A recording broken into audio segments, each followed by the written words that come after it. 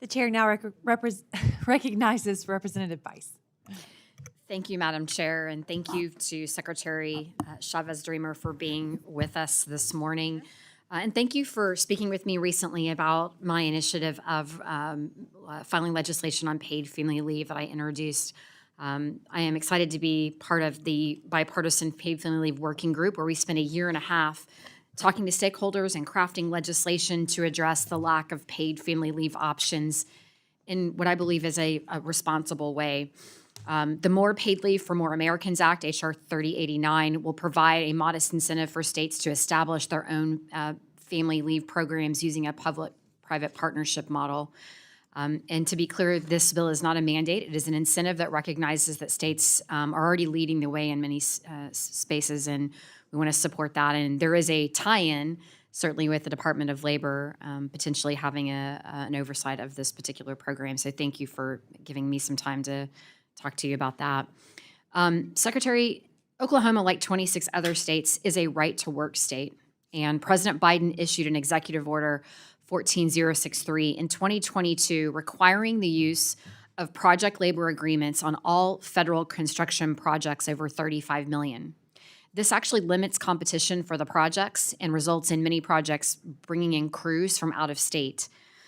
Earlier this year, the Federal Court of Federal Claims ruled that the collective bargaining agreement requirement violated the Competition and Contracting Act by excluding responsible offers that are capable of performing the contract. I am working on legislation to ensure that no further PLA agreements are placed on federal contracts in the future. With only 11% of the workforce unionized, will you continue to support a free market and ensure fair competition across the workplace? Yeah, thank you. I wanted to go back just quickly on the legislation, and the Department of Labor, again, as was mentioned, will provide any technical assistance that we can offer as you move legislation through Congress, anything that we can do to help out on that, because you're right, as an oversight, if it was to come to fruition, it would be through the Department of Labor. So thank you, because we understand, that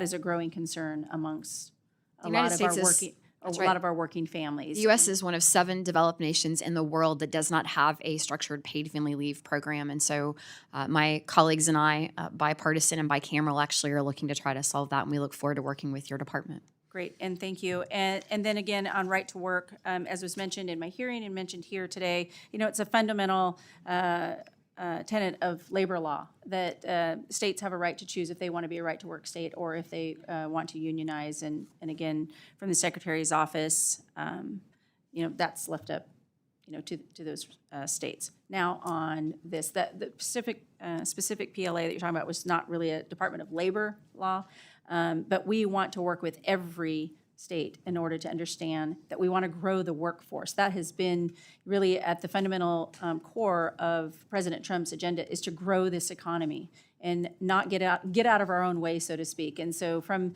the Secretary's office, we want to make sure that we're supporting growing that workforce in any way that we can. Well, speaking of the workforce, in April, the jobs report beat expectations by 40,000 jobs, showing that President Trump has strengthened the private sector and is growing Main Street America. Can you describe your work on removing some of the burdensome regulations that have allowed wages to grow, and how the committee can partner with you to keep the momentum going? Yeah, thank you. And again, I would like to go back even 1 month prior to that. And we did blow it out of the water, and I think that that's what's important to answering the call of the market and what's happening. 228,000 jobs in one, and then 177,000 jobs, and those are above expectations. And I would imagine we will continue down that road and growing this workforce because of the flexibility and modernization of labor law. And I think that that's been key for not only my agency, but with our business and our labor, wherever they are in the continuum, that we will continue to reduce those barriers so that we can grow the American workforce first and stay focused on the American worker. And every conversation that I had with each and every one of you will always come from the pinnacle of the American worker first. Very much appreciate that. That's an important aspect of the tenet of small business, but also of your organization. So we appreciate your time and dedication to the country. Thank you for your service. And with that, Madam Chair, I yield.